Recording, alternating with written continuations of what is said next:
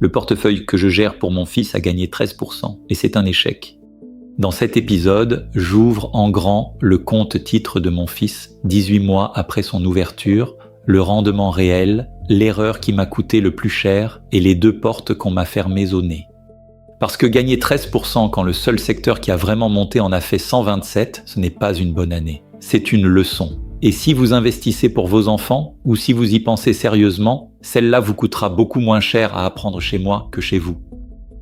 2 mots de rappel si vous arrivez ici pour la première fois. Je ne suis pas conseiller financier, je ne vends aucune formation et je n'apparais jamais à l'écran. J'investis mon propre argent et celui de mon fils avec un horizon de 20 ans. Ce que vous allez entendre est une opinion argumentée, pas un conseil en investissement. Le 22 janvier 2025, j'ai ouvert un compte-titre ordinaire au nom de mon fils chez Bourse Direct. Il a été alimenté au départ par les donations de ses grands-parents, puis par ses anniversaires et ses Noëls.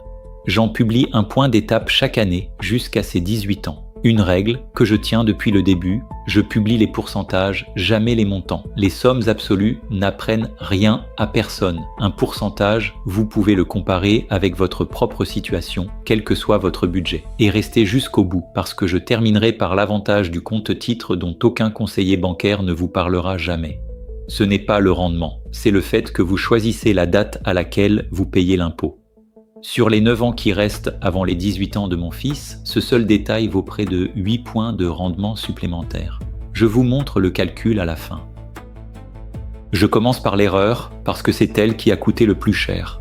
Au point d'étape de l'an dernier, Nvidia figurait parmi mes 4 meilleures lignes. À plus 18%, elle n'est plus au portefeuille, et je ne l'ai remplacée par aucune autre exposition aux semi-conducteurs. Aucune. Le résultat, le voici. L'indice de référence du secteur, l'indice des semi-conducteurs de Philadelphie, affiche plus 127,6% sur 12 mois glissants au 20 juillet 2026. C'est, à peu de choses près, le seul secteur qui a réellement progressé sur la période. Pendant que je repositionnais le portefeuille sur les métaux et le franc suisse, la puce faisait tout le travail ailleurs. Maintenant, soyons précis sur la nature de l'erreur. Parce que c'est là que ça devient utile pour vous. Ce n'est pas un problème de timing, c'est un problème de raisonnement. J'ai construit une allocation pensée pour un choc géopolitique et j'ai traité l'intelligence artificielle comme un thème d'usage, Amazon, Alphabet, la technologie chinoise. J'ai gardé ceux qui utilisent les puces, j'ai lâché ceux qui les fabriquent. Or, dans une crise énergétique et inflationniste, le fabricant de puces peut imposer ses prix. L'utilisateur de puces, non. J'avais l'analyse, je n'ai pas gardé la ligne, et il y a pire. Au mois d'avril, j'ai publié noir sur blanc un plan de réallocation qui prévoyait de renforcer l'intelligence artificielle par un fonds indiciel Nasdaq Cent, si le détroit d'Ormuz rouvrait. Le détroit a rouvert. L'arbitrage n'a jamais été passé. Écrire un plan et ne pas l'exécuter, ce n'est pas une erreur de marché, c'est une faute de gestion. Ce que ça enseigne à un enfant de 9 ans et à moi au passage, le coût d'opportunité est un coût réel. Un portefeuille qui gagne 13% pendant que le meilleur secteur en fait 127 n'est pas un portefeuille qui gagne. C'est un portefeuille qui a raté quelque chose. Et le problème, c'est que ça ne se voit nulle part sur le relevé. Sauf que sur les 3 ratés de l'exercice, il y en a exactement un dont je suis responsable. Les 2 autres, on me les a imposés. Petite parenthèse utile. Si vous voulez faire ce genre d'analyse sur vos propres lignes, on a construit 2 applications gratuites pour ça. Score Investisseur Patrimoine, qui note la solidité d'un patrimoine, et Stock Screener, pour filtrer les actions sur des critères sérieux. Android et iOS, les liens sont en description. Fin de la parenthèse. Deuxième raté, et celui-là n'est pas de mon fait. Il mérite d'être documenté, parce qu'il concerne tous les particuliers français. En début d'exercice, la ligne que je voulais ouvrir n'était pas Nvidia, c'était SK Hynix, le fabricant coréen de mémoire à haute bande passante. C'est la mémoire ultra rapide empilée juste à côté des processeurs graphiques. Sans elle, aucune carte d'accélération pour l'intelligence artificielle ne fonctionne. Le raisonnement tenait en une phrase: quand une ruée vers l'or commence, on peut acheter le chercheur d'or ou celui qui lui vend les pelles. La mémoire à haute bande passante était le vrai goulot d'étranglement de toute la chaîne, avec 2 fournisseurs sérieux dans le monde entier. Je n'ai jamais pu passer l'ordre. Bourse Direct ne donne pas accès à la bourse de Séoul, et ce n'est pas une exception française. Le marché coréen est très peu accessible depuis les plateformes européennes destinées aux particuliers. Chez Saxo Bank, où j'ai d'autres comptes, l'accès n'a été ouvert que début juillet 2026, c'est-à-dire après l'essentiel du mouvement. Retenez bien ce qui suit, parce que je ne l'ai jamais entendu dans aucun comparatif de courtier. Tous se battent sur les frais. Aucun ne parle de l'univers d'investissement réellement accessible. Un courtier à moins d'€1, l'ordre qui ne référence ni Séoul, ni une partie des places asiatiques, vous coupe d'un pan entier de la chaîne de valeur des semi-conducteurs. Le tarif est affiché en gros sur la page d'accueil. La liste des marchés accessibles, il faut la chercher. Et c'est pourtant elle qui décide de ce que vous avez le droit de faire. Deuxième porte fermée, dans le même exercice. Depuis 2 points d'étape, j'annonçais vouloir ouvrir une petite exposition aux cryptoactifs, Bitcoin et Chainlink par des produits cotés en bourse. Pas des plateformes exotiques, des produits cotés, logés dans le compte titre. Ce n'est tout simplement plus possible sur un compte de mineur. Les intermédiaires bloquent ces supports dès lors que le compte est ouvert au nom d'un enfant, y compris sous forme de fonds cotés. Je retire donc la ligne de mes objectifs plutôt que de la traîner d'année en année. Mais faisons le compte. Dans le même exercice, on m'a fermé l'accès au marché où se trouvait la meilleure idée de l'année, puis l'accès à une classe d'actifs entière parce que le titulaire du compte a 9 ans. Le tout dans un pays qui explique aux parents qu'ils devraient mieux préparer l'avenir financier de leurs enfants. Le premier raté, je l'assume. Les 2 autres, je les documente. Et je vérifierai la liste des marchés accessibles avant toute future ouverture de compte, y compris pour lui. Maintenant, remettons l'exercice dans son contexte, parce qu'il explique tout le reste du portefeuille. Le 28 février 2026, les frappes américano-israéliennes sur l'Iran et la fermeture du détroit d'Ormuz qui a suivi ont déclenché le choc énergétique le plus violent depuis 1973. Le baril de Brent au-dessus de $100, l'or qui monte à plus de $5 500 l'once avant de corriger vers 4 600. Le CAC 40 qui perd près de 5% en quelques séances. En avril, j'ai réalloué. Sont sorties les positions de marché large, le Nasdaq et le MSCI World, et les valeurs cycliques de consommation. Sont entrées 3 poches, les métaux, le franc suisse et le défensif. Au 27 juillet 2026, voilà ce que ça donne. Les métaux, cuivre, argent et or confondus, pèsent 29% du portefeuille. C'est devenu la première poche, ce qui n'était pas le cas un an plus tôt. La technologie américaine, Amazon et Alphabet, 25,9%. Le défensif et la valeur, 18,8%. Le franc suisse, 13,7%. La technologie chinoise, 11,8%. Le verdict à 4 mois est double et il faut le dire dans les 2 sens. La couverture a fonctionné. Mes 3 meilleures lignes sont la Suisse, le cuivre et l'or. Et la couverture a coûté. Être couvert, c'est mécaniquement ne pas être exposé à ce qui monte le plus. Il n'y a pas de repas gratuit. Alors est-ce que je regrette? Non. Sur un horizon de 10 à 15 ans, la question n'est pas « ai-je capté le meilleur secteur de l'année ?» La question est, est-ce que ce portefeuille survit au scénario que je n'avais pas prévu? Pour de l'argent qui n'est pas le mien, ça reste le bon arbitrage. Mais ça ne rachète pas la ligne semi-conducteur que j'aurais dû garder à côté. Un mot sur ma pire ligne, parce que c'est la meilleure leçon de tout l'épisode. Fin avril, ma position sur l'argent métal était à moins 5,95% et j'écrivais qu'il n'était pas question d'alléger. Elle est à moins 22,3%. J'avais raison sur le principe et complètement tort sur l'amplitude. Voilà ce qu'on n'apprend nulle part. L'or et l'argent ne sont pas le même actif. L'or est un actif monétaire, acheté par les banques centrales, qui sert d'assurance. L'argent est à moitié monétaire et à moitié un métal industriel, panneaux solaires, contacts électriques, semi-conducteurs. Cette double nature le rend 2 à 3 fois plus volatile que l'or. Dans le même portefeuille, sur la même période, l'or fait plus 8,9, l'argent fait moins 22,3. 2 métaux précieux, 2 comportements opposés. Et mon erreur d'exécution est identifiable. J'ai construit cette ligne pendant le pic de panique de mars. Acheter dans la panique, ce n'est pas acheter bas. C'est exactement ce que je passe mon temps à déconseiller. Je ne vends pas par entêtement, parce que la thèse industrielle tient et que la sortie est à 10 ans minimum. Une moins-value latente n'est pas une perte. Le seul prix qui compte, c'est celui du jour où on vend.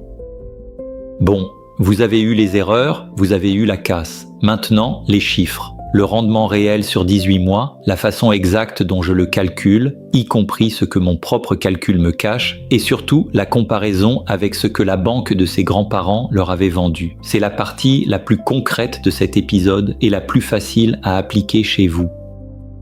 Au 27 juillet 2026, soit 550 et un jour après l'ouverture, le compte affiche plus 13% par rapport à la totalité des sommes déposées. Ramené à une base annuelle, ça fait plus 8,4% par an. L'an dernier, au même exercice, c'était plus 4,35% cumulé et plus 7,3% annualisé. 2 mots sur le rendement annualisé pour ceux qui découvrent. Quand un placement gagne 13% en 550 et un jours, ce chiffre n'est comparable à rien du tout. Les livrets, l'assurance vie, les fonds, tout le monde affiche des rendements annuels. Le rendement annualisé ramène une performance observée sur une durée quelconque à une base de 12 mois, comme si elle s'était répétée régulièrement. On prend un plus la performance cumulée, on l'élève à la puissance 365 divisé par le nombre de jours, et on retire 1. Et maintenant, la réserve de méthode, parce que je préfère la donner moi-même. Ces 13% sont calculés par rapport à la totalité des sommes déposées depuis l'ouverture. Or, des versements ont eu lieu en cours d'exercice aux anniversaires et à Noël. Un versement récent est compté à 100% au dénominateur, alors qu'il n'a pas eu le temps de produire quoi que ce soit. Autrement dit, ma méthode sous-estime probablement un peu la performance réelle du capital investi. Je la garde quand même parce qu'elle est vérifiable, parce qu'elle est identique d'une année sur l'autre, et surtout parce qu'elle ne me permet pas de m'auto-flatter en changeant de formule quand ça m'arrange. Méfiez-vous, en général, de celui qui change de méthode de calcul en même temps que ses résultats.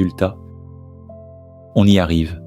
Rappel de l'épisode de l'an dernier. Au moment où les grands-parents de mon fils viraient les fonds vers ce compte-titre, leur conseiller bancaire leur a ouvert, sans qu'ils l'aient demandé et sans qu'ils en soient clairement informés, un livret rémunéré 1,75% brut, comparons à armes égales, c'est-à-dire après impôt, au 27 juillet 2026. Le compte-titre, 8,4% brut par an, 5,8 net.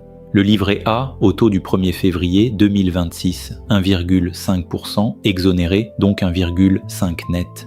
Le livret imposable du conseiller, 1,75 brut, 1,20 net. Comparer des pourcentages entre eux ne parle à personne, alors disons-le en multiplicateur. Face au livret A, le compte-titre rapporte 3,9 fois plus. Face au livret du conseiller, 4,8 fois plus. Le net du compte-titre applique le prélèvement forfaitaire unique, ce qu'on appelle la flat tax, à 31,4%. 12,8 d'impôt sur le revenu, plus 18,6 de prélèvements sociaux. Attention à ce 18,6, il est nouveau depuis le 1er janvier 2026 et la hausse de la contribution sociale généralisée, les prélèvements sociaux ne sont plus uniformes. 18,6 sur les valeurs mobilières et le plan d'épargne en actions, mais 17,2 inchangé sur l'assurance vie et l'immobilier. Beaucoup d'articles appliquent encore 17,2 partout, c'est faux. Et maintenant, le point le plus important de cet épisode, celui dont on ne vous parle jamais en agence. Sur un livret imposable, l'impôt est prélevé chaque année. Automatiquement, que vous en ayez besoin ou non, vous ne décidez de rien. Sur un compte-titre, l'impôt ne se déclenche qu'à la vente, et c'est vous qui choisissez l'année où vous vendez.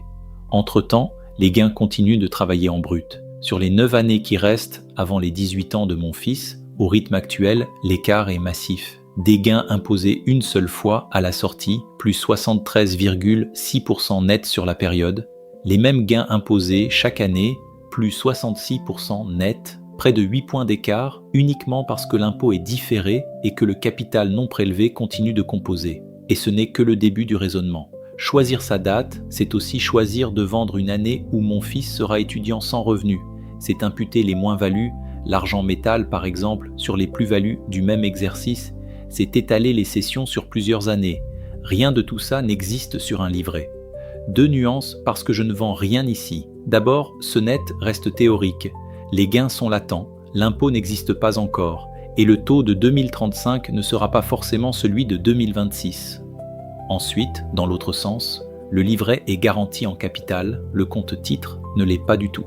Je compare un rendement certain et un rendement constaté sur 18 mois. Ce n'est pas la même chose, et il faut le dire. Cela dit, 4,8 fois le rendement net du livret suggéré par le conseiller sur un exercice qui a comporté un choc pétrolier majeur, ça reste un écart difficile à défendre pour une agence bancaire.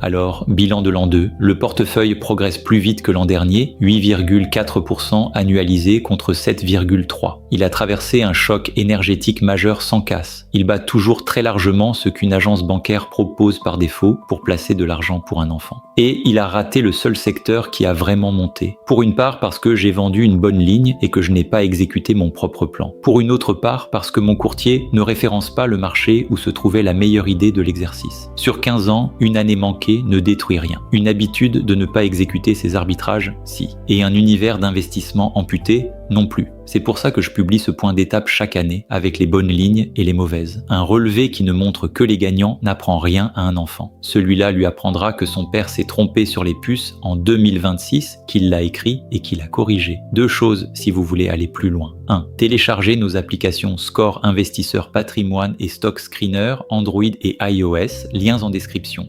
2. L'analyse complète avec tous les chiffres, les poids ligne par ligne et les sources datées est sur le blog bonpeurdefamille.com. Le QR code est à l'écran. Et dites-moi en commentaire, votre courtier vous a-t-il déjà bloqué sur un marché ou un support? Je lis tout. Un dernier mot sur le nom de cette chaîne. En bon père de famille, c'est une vieille expression du droit français, gérer un patrimoine avec prudence, diligence et prévoyance. Pas pour briller, pour durer et pour transmettre. Et soyons précis, c'est un esprit, pas un genre. Les études le montrent régulièrement. Les femmes sont souvent de meilleurs gestionnaires que les hommes. Moins de transactions impulsives, moins d'excès de confiance, plus de discipline. Alors bonne mère de famille, vous êtes ici chez vous? Et puisque cet épisode s'ouvre sur une erreur de semi-conducteur, l'autre face de la question est dans l'épisode précédent, où je mets mon argent pour être exposé à l'intelligence artificielle sans payer le prix du rêve. Il est juste ici. Parce que la vraie question n'est pas « combien j'ai gagné cette année ?» Elle est « qu'est-ce que je lui laisse dans 15 ans ?» À très vite.